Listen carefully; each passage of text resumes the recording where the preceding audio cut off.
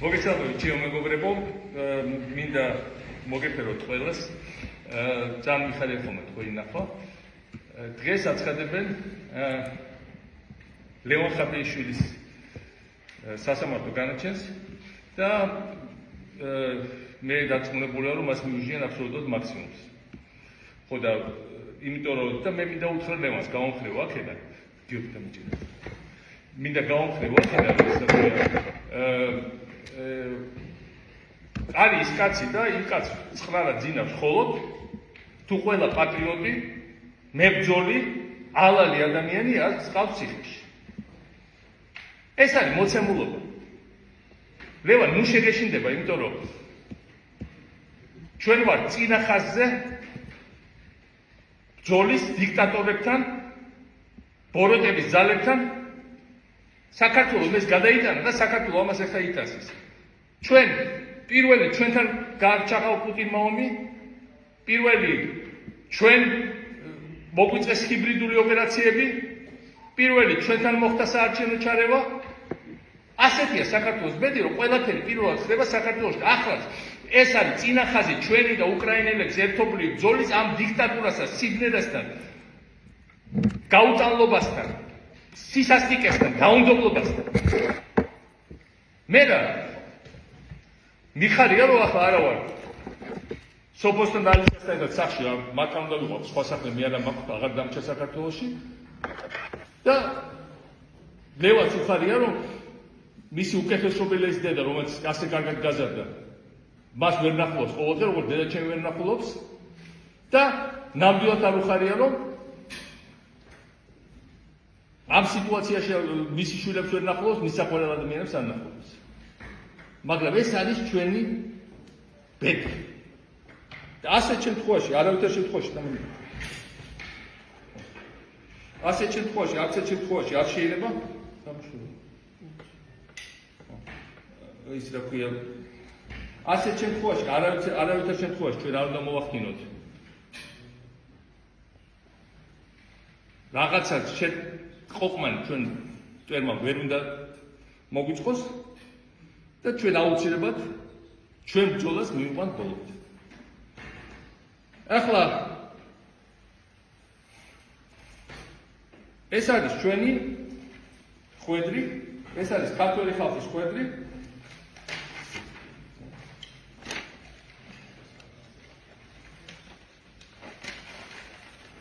მე მინდა ვთქვა, რომ ჩვენ პრაქტიკულად სპექტაკლის მონაწილეებად გვაქციეს ის რაც რუსთაველზე ხდება, რაც სასამართლოებზე ხდება, არის ძალაუფლების სპექტაკლი, რომელსაც ივანიშვილი იყენებს საკუთარი უძლეველობის და ქვეყნის ამრევების სამაგალითოდ სარზე გაცმის დემონსტრირებისთვის.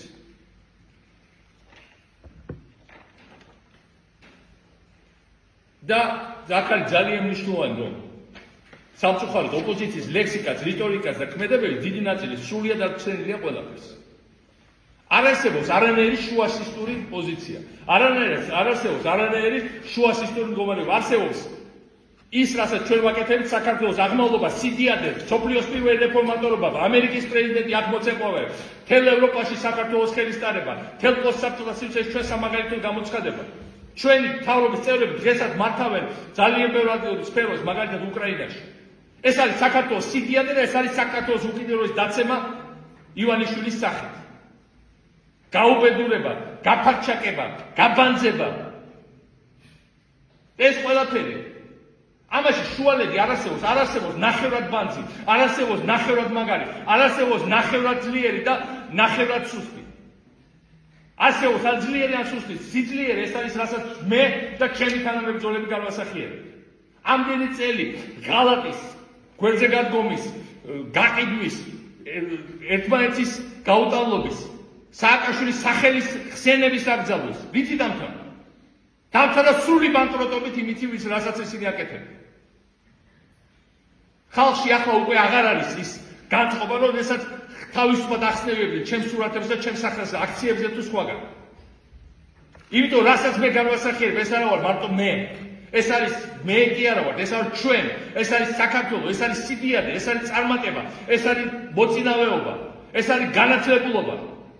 როცა ლაპარაკობ რომ სააკაშვილმა ატრიალებს ვიდეოს ყველანი ციხეში სააკაშვილმა ასე უკაცრავად და წინააღმდეგ ეწვა იმ ვიდეოს ნულოვანი ტოლერანტობა კრიმინალის მიმართ და კრიმინალი ციხეში და ესენი ვისვავენ ციხეში სოფლიოს ნომერ 1 ბანს სოფლიოში განათლებულ სოფლიოს დონეზე განათლებულ ახალგაზრდობას ყველაზე მოაზროვნე ადამიანებს წერლებს პოეტებს ინტელიგენციას აი ეს არის ორი სხვადასხვა რეალობა და ორი სხვადასხვა სახე. მათ ყველგან ჩასვლის თავის ხალხი ნებისმიერ ბაზრობაზე ასეულს მათი ზონდერი, რომელიც საკმარისია ვიღაცა ხმა მოიღოს, ეგრევე გამოდის და გამზადებული მესიჯებით ელაპარაკება. მაგრამ ვინ არიან ეს მართლა აკაცუკები, ეს მართლა არანაობები, რომელიც ატერორებენ ჩვენ ხალხს. არც არავინ არ არიან. თუ ჩვენ მათ რამედ არ ჩავდეთ. ქალების დაჭერა დაიწყოს. კი, ქალების დაჭერა და მე მინდა ნანუგას მივესალმო აქედან. ეს ყველა საჭირო, იმიტომ რომ მიხვდნენ რომ ისინი ცხნარად არიან მხოლოდ იმ პირობებში, როცა ყველანი არიან ციხეში. აი მართლა ყველანი არიან ციხეში. სხვანაირად ივანიშვილის საფილოსოფია უკვე აღარ შედის. დასაძინებლად. ამიტომ ჩემი ბედი არის ასეთი. მე მინდოდა საქართველოს ჩამოსვლა, იმიტომ რომ მივხედავ ძალიან დალხენი ცხოვრებისა უკრაინაში. შეუძლებელია მეყურები ასე დაკნინებისთვის ჩემი ქვეყნის. ეს არ იყო მარტივი ჩამოსვლა იმ გაგებით რომ იყვნენ რუსეთის აგენტურა ჩემ გარემოცვაში ჩასმული იყო ერთი ადამიანი რომელიც მუდმივად ჩამოდიოდა მეუბნებოდა ჩამოდი ამის თქმა მე არ მჭირდებოდა მაგრამ მე გარკვეულ დობა გაიჩნდა ჩემ გარემოცვაში ჯერ ერთ პირველად როცა მოდიოდი 2020-ში გადასცა ჩემი კოორდინატები ივანიშვილის ხელისუფლებას და როდესაც ჩვენ ნაკირეები იახტით მოვადექით საქართველოს აქ ბათუმში განგაში გამოცხადა წინასა ყველაფერი იცოდნენ და მომიხდა უკან დაბრუნება და მეორეჯერ უნდა დამხვედრო და აქ როცა ჩამოვედი და არამხოლოდ არ დამხვდა არამედ ზუსტად 2 საათში რაც შემდეგ გამოცხადდა ვიდეო რუსების დავალებით თემი ჩემი მონაცემები გადასცა მაშინდელ ძალოვან სტრუქტურებს არის ასეთი ადამიანი ის შემდგომ სხვა პროვოკაციებში მონაწილეობდა და მაგრამ ამას მნიშვნელობა არ აქვს. ღალატი იყო და იქნება. თავარია ჩვენ არ შევეყვეთ. თავარია ჩვენ ვიყავით, ჩვენ ვიყოთ მოწოდების სიმაღლეზე. ამიტომ ჩემი აზრით, ახლა ძალიან მნიშვნელოვანია რომ ჩვენ გავერთიანდეთ არა სახელების გარშემო. არამედ დროშის გარშემო. ვიღაცა ამას მიშას დროშას ეძახის. მაგრამ სინამდვილეში ეს არის დავითიანის დროშა, ეს არის საქართველოს ისტორიული დროშა, ეს არის ის რაც ყველაზე კარგად ასახავს ჩვენ ისტორიულ მემკვიდრეობას და ამ დროშის გარშემო გაერთიანება არის ის რაც მოგვიტანს ჩვენ წარმატებას. არ გჭირდება ჩვენ პარტიული სიმბოლიკები. არ გჭირდება ჩვენ სხვადასხვა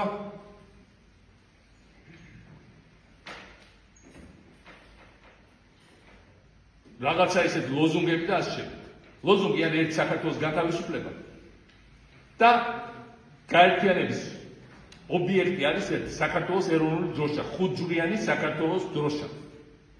მე დარწმუნებული ვარ ჩვენ ამას აუცილებლად მოვახერხებთ. ერთიანობა ამ დროშის გარშემო, არა ერთიანობა ყველაფრის ხარჯზე, ტყუილია, ერთიანობა ყველაფრის ხარჯზე არ გამოვა. ერთიანება ყველა უპრინციპო ადამიანთან არ გამოვა. ერთიანობა მოღალატეებთან არ გამოვა. მაგრამ ერთიანობა ხალხის დროშის გარშემო ნამდვილად გამოვა. ჩვენ ეროვნული პრინციპების გარშემო ნამდვილად გამოვა, ჩვენი სიდიადის იდეის გარშემო ნამდვილად გამოვა. საქართველო არ არის პატარა სოფელი და ვისაც პატარა სოფელში უნდა ცხოვრება, ის კი ცხოვრობს იქნებ, უნდა შემოალო ყოფე და აგებიო პასუხი.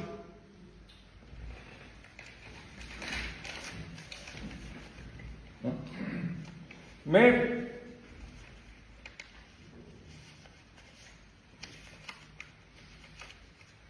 დღეს როცა საქართველოს ყველაფერი იმის ანტითეზისი რაც უნდა იყოს. რა დროს იმის სასოწარკვეთის და რა დროს ხელების ჩამოშობის დროა. ყველაფერი გააკეთეს ამათ რომ ესენი აღარ იყო. გვეხვეწებია რომ მოგვაშოთ. აი კიდე რამ უნდა გავაკეთოთ მეტი რომ მოგვაშოთ. და ჩვენ კიდე თავზე ზოგიერთ ნათავზე ნაცარსებლის და ეხლის ხალხი მზად არ არის ასე შემდეგ ასე ტყუილია. ყველაფერი ზათ არის, საჭიროა მიწოლა, საჭიროა ბოლომდე წასვლა, საჭიროა უკან არ დახევა, საჭიროა ციხის არ შეშინება. ჩემი ყველაზე პროდუქტიული წლები გავატარე ციხეში, მაგრამ მე მინდა უთხრა მათ არ მეშინია. აქ კი თქვენზე უფრო თავისუფალი ვარ, აქ თქვენზე უფრო ძოლისუნარიანი ვარ. და რა თქმა უნდა, თქვენ ხართ შიშლები და მე არაფერს არ ვიშლები. მე მინდა ასე მიმართო ჩვენ უკრაინულ მეგობრებს, ჯერ მინდა უბრალოდ გავაკეთო სხვა განცხადება.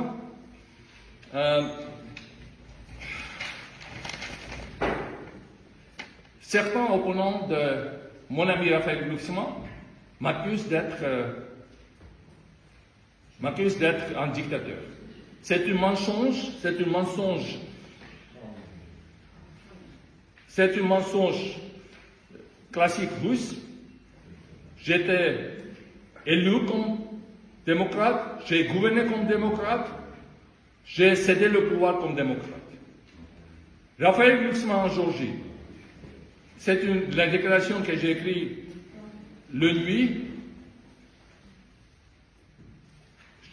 hier nuit. Raphaël Glucksmann en Géorgie, durant toutes les années qu'il a passé, jamais il a cessé de penser à son pays, jamais il n'a cessé de porter en lui la cause de la France et la cause de l'Europe. Il a toujours été clair avec moi, son destin était en France, et c'est en France et dans le combat pour la France qu'il voyait son avenir. Avant l'immense majorité des responsables politiques françaises et européennes, Raphaël avait compris une vérité essentielle. La défense de la France, la défense de l'Europe, la défense de nos valeurs démocratiques commence ici en Géorgie et en Ukraine. Ici s'est joué dès la première offensive autoritaire du Kremlin, le destin même du monde libre. Comment ceux qui se prétendent patriotes osaient-ils aujourd'hui lui rapprocher cet engagement alors qu'au même moment il s'affiche complaisant et silencieux, même dans le main avec Vladimir Poutine, l'ennemi déclaré de l'Europe, de la France et de la démocratie. Comment certaines forces osent-elles d'accuser avoir servi une puissance étrangère quand elles-mêmes peinent encore à condamner clairement Poutine, même après l'invasion criminelle et dévastatrice de l'Ukraine? Mon ami Raphaël n'a pas toujours partagé mes convictions sur certaines réformes économiques. Il les jugeait parfois trop libérales, insuffisamment attentif à ce que les transformations du monde avaient laissé au bord du chemin. Les plus modestes, les oubliés, ceux qui n'avaient ni les outils ni les moyens de saisir les nouvelles opportunités. Ils voyaient avec lucidité cette souffrance sociale, tant d'élites ont trop longtemps ignoré. Qu'est-ce qu'on peut faire? Il est un socialiste. Et je ne suis pas du tout un socialiste. Mais je partage certaines de ses convictions. Il est précisément dans cette fracture abandonnée que les populistes, guidés par un oligarque venu de Moscou, Ivanishvili, en Géorgie, ont trouvé le terreau de leur ascension chez nous. Nous avons vu comment la détresse d'un peuple pouvait être exploitée, achetée, instrumentalisée pour détourner une nation de son destin européen. Malheureusement, maintenant, nous vivons en dictature, en vraie dictature. Raphaël, lui, a vu cette réalité et de ses propres yeux. Il en connaît le prix et les dangers. Raphaël Glucksmann a été une chance pour la Géorgie, il a été une chance pour l'Ukraine, il a été une voix pour le monde libre, il sera une chance pour l'Europe. Par exemple, il a fait cette initiative pour la Géorgie de joindre une francophonie. Il était l'ambassadeur formidable pour la France en Ukraine ainsi qu'en Géorgie. Raphaël, lui, a vu les réalités ses propres des dangers. Il en connaît le prix et les dangers. Raphaël Glucksmann est mon ami, il créera un avenir excellente pour la France. Vive la République, vive la France, vive la Géorgie, vive l'Ukraine. Слава Україні! Це кілька слів української мови. Пане консулка тут також. Вітаю вас.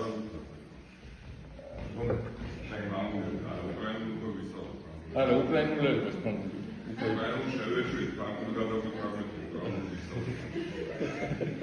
მე მეგონა თქვენ ისეთ მაღალ განათლებული ხართ რომ ყველა ენა იცით.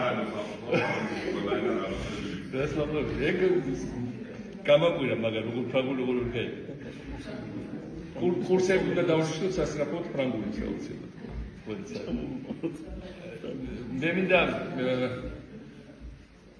Я хочу продовжувати про те, що я говорив останній раз. Ющенко підтримав Грузію, тому що він бачив, що Україна це буде наступна. Цей агресії Росії. Тоді приїжджав президент Франції Саркозі, який головував, був головним в Європейському Союзі, і він змусив нас підписати угоду, згідно якої Грузія була відкрита до обговорень статусу наших територій на міжнародному рівні. Тобто порушалась територіальна цілісність Грузії. І ми відмовились. Тоді Саркозі казав, що мене страчать на наступний день росіяни, якщо я не дам свою згоду. Я відмовився. І це приклад того, що як наші союзники можуть на нас тиснути. Але в той же час ми отримали угоду, яка була дуже вигідна для Грузії. Вона передбачала повний вивід окупаційних військ з нашої території. І, на жаль, Росія після відмовилася це виконувати. Це перше. Друге, ми говоримо про те, що коли ви запитали мене про Курченка, я ніколи не був знайомий з Курченка, я ніколи з ним не працював і ніколи нічого не отримував від нього. Я патріот, відданий Україні, і я ворог Росії. І цим все сказано. Те, про що ви запитувати, це була провокація, влаштована тоді СБУ за дорученням чинного президента Порошенка, з використанням друзів Курченко, але це нічого спільного не мало зі мною, це було просто, їм потрібен був привід, щоб мене заарештувати, тому що я був дуже небезпечний для корупційної влади. І це все пам'ятаю. Коли кажуть про пропаганду, коли ви кажете про те, що я втратив популярність, проти мене використовувалися перші всі методи російської гібридної війни. І ця війна була спрямована на те, що насадити якісь там стереотипи, як зараз роблять проти Зеленського. Це для мене дуже болюче знайомо, тому що коли його звинувачують, наприклад, що він сидить на кокаїні, мені весь час всі росіяни, починаючи від Медведєва і закінчуючи представників руського міра Трухана в Одесі, звинувачували, що я вживаю кокаїн. Насправді я ніколи в житті не коштував ніяких наркотиків. Але це було так інтенсивно, що хтось, може, і повірив. Так працює російська пропаганда. І тому не треба здивувати, що я і Зеленський частково втрачають популярність. Але при цьому у мене збереглась величезна підтримка мого народу. Я знаю, про що я говорю. І у мене зараз більш підтримки в Грузії, ніж було під час мого президентства. І до речі, я маю дуже багато друзів в Україні, я також відчуваю підтримку багатьох українців. І дякую вам за це, рідні. Я так скучив за вами. Я так хочу повернутися до мого дому в Києві. І все у нас вийде. Перемога дуже наближена зараз. Треба зберегти гідність і стійкість. Я тут теж саме роблю. Ми зараз в кінцевій фазі нашої переможної боротьби. І треба протриматися. Тримайтесь ви, буду триматись я. І те саме чути.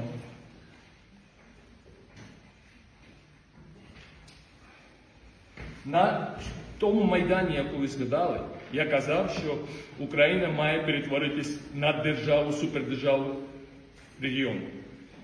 Це тоді вважалось божевіллям.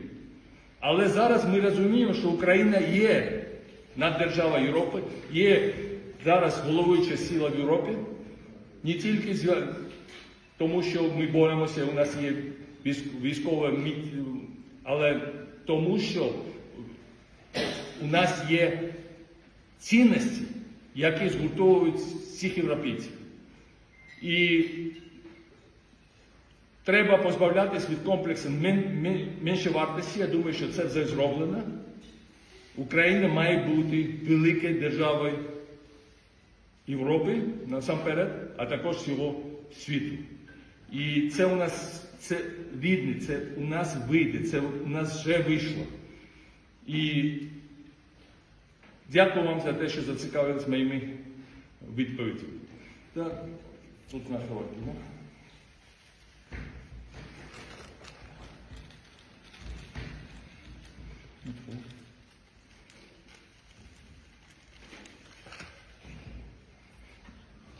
I would like to address Mr. President. You and I have known each other since 1994 when I was practicing law in New York.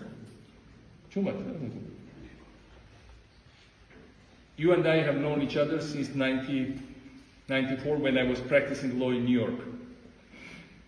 Then we became friends when you came to Georgia with your brilliant Trump Tower. Right now, I'm in the court, tried for, and the recent charges that I'm tried for involve accusing me of calling for uprising as a result of rigged elections. I think it's a very familiar accusation for you, Mr. President. Georgia is suffering. We have hundreds of political prisoners, lots of women jailed, lots of journalists, lots of writers, poets, intellectuals. We don't want the US to abandon us. You did a brilliant job in Belarus when you managed to free political prisoners. Georgia is exactly the same kind of dictatorship. I heard that since the last Trump Tower project was scrapped, now your Trump Tower is coming to Georgia again, and I more than welcome it. But please be aware that any rapprochement with Georgia is only possible if the oligarch that presides over Georgia respects rule of law and human rights and is sincerely open towards America. I've been educated in America, I practiced law in New York, and I've been pro-American all my life. Many people here are being persecuted for being pro-Western and pro-American. So we expect your attention to us. Unfortunately, some of the officials that came from Washington recently have told local authorities that they will no longer be interested in human rights and democracy in Georgia, and it's not right. It doesn't correspond to your values, it doesn't correspond to values of America. You did a brilliant job in Venezuela, you freed political prisoners there, you did it in Belarus, you are doing it in Cuba. Please don't leave us behind in the cold. God bless you, Mr. President, and we are counting on you and America. I'm sure what the things you are doing in Iran will also have very positive effect on our region, entirely. Так и давайте, благодарю вас.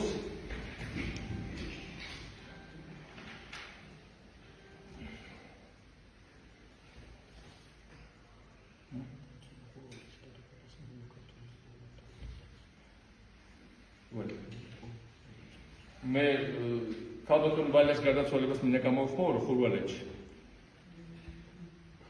აი ეს ქალი თავის მორალით, თავის სიმამაცით, თავის იდეალებით. ქალბატონ ვალე არის ის ადამიანი, ვინც ამაგრებდა საზღვარს.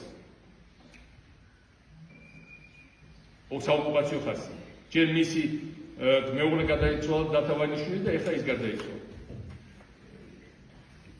ის არის 1000-ჯერ უფრო მაგარი, ვიდრე ყველა ეს მოღალატე ერთად აღებული. არ შევადარებ საერთოდ. მე მინდა ვთქვა, რომ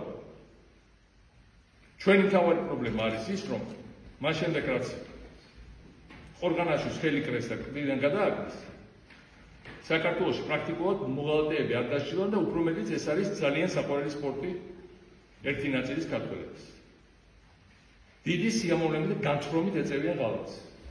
ამიტომ მინდა ვთქვა, რომ სწორედ ამჯერად მაინც უნდა გამოვაცვალოთ სიტუაცია. ამ მხრივ მეც ბოლომდე ვერ შევასრულე ვერაფერი თავის დროზე და დარწმუნებული ვარ, საქართველოში იქნება ნორმალური ხელისუფლება, რომელიც ამას გაართმევს თავს უმაღლეს დონეზე. და მინდა გითხრათ, რომ ძალიან მიხარია თქვენი ნახვა. ძალიან მინდა, რომ ყველაფერი გამოდიოდეთ თვითონ თქვენგანს. დარწმუნებული ვარ, სიტუაცია ძალიან მალე შეიცვლება. და კიდევ ერთხელ ყველას მოუნდა მოუწოდო ნამდვილი ერთიანობისკენ საქართველოს დროშის გარშემო. მე მხარს ვუჭერ 26 მაისის აქციას, იმიტომ რომ ეს არის კიდევ ერთი საშუალება იმისათვის, რომ ერთმანეთს დავანახოთ, რომ ვართ ბევრი. როგორც მოხდა 4 ოქტომბერს, როგორც მოხდა გასულ წლებში. მაგრამ ამას უნდა მოყვეს გაგრძელება. შევიკრიბეთ ისევ და დაგიშალეთ და გეტყვით 6 თვეში, რომ ულისხმო შეიკრიბოთ, ესე არ გამოვა. ჩვენ უნდა ავიღოთ პასუხისმგებლობა, რომ ეს უნდა დაიყოს დასაწყისი რაღაცის ძალიან დიდის. და ბოლომდე წასვლის. პალიატივები ჩვენ არ ვშინდება. ის რომ ვიღაცა ხალხის ხარჯზე ყელმოიღერილი იაროს ევროპაში და თქვას, რომ აი მე ესე ყველას მოუწოდებ სიმშვიდისხვი და ყველაფერი კარგისკენ, ჩვენ არ ვშინდება. ახლა მოგო გაიგეთა პოლიტიკური კარიერა რამდენჯერმე სხვადასხვა ივანიშვილის და რუსეთის დროშის ქვეშ, თან საქართველოს ხარჯზე. ჩვენი ამოცანა არის ეს იყოს ძალიან გადამწყვეტი რადიკალური ბოლომდე ბრძოლის ერთ-ერთი შესავალი ეტაპი. ამიტომ რა თქმა უნდა 26-ში მე ვიქნები გულით იმ ხალხთან, ვინც შეიკრიფება საქართველოს დროშის გარშემო და მე მინდა თქვა შემდეგი რამ. ამათ როგორია, რომ ყველაფერი წყნარად დავა და ყველაფერი გამოუვიდა. მინდა შევახსენოთ ივანიშვილს და ამ ბანდას. რამე თუ რაჟამ სხვან შიდობაი და გზარულებაი, მაშინ ეხსეულად მოიწიოს მათ ზედა მომხრეველი, ვითარცა საღამოისა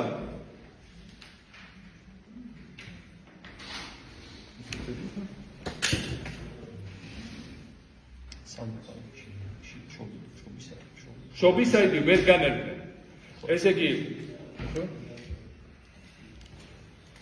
უკაცრად სათვალით ჩდება. რამე თუ რაჟამ სხვან შიდობაი და გზარულებაი, მაშინ მეხსეულად მოიწიოს მათ ზედა მომხრველი, ვითარცა სალმობაი, შობადისაი და ვერ განერგნენ.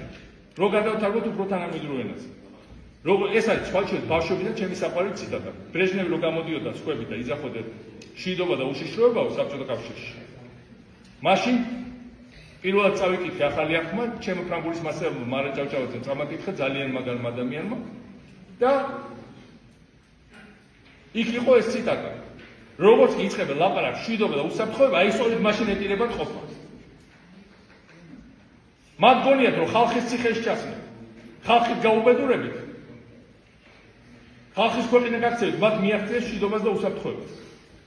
ცივი წყალი დალიოს, ვისაც ასე გონია. ასე უკვე სააკაშოს ციტები. ყოფა ეტირება ძალიან მალე. ეს წერია აგერ ახალ აღთქმაში ბიბლიაში.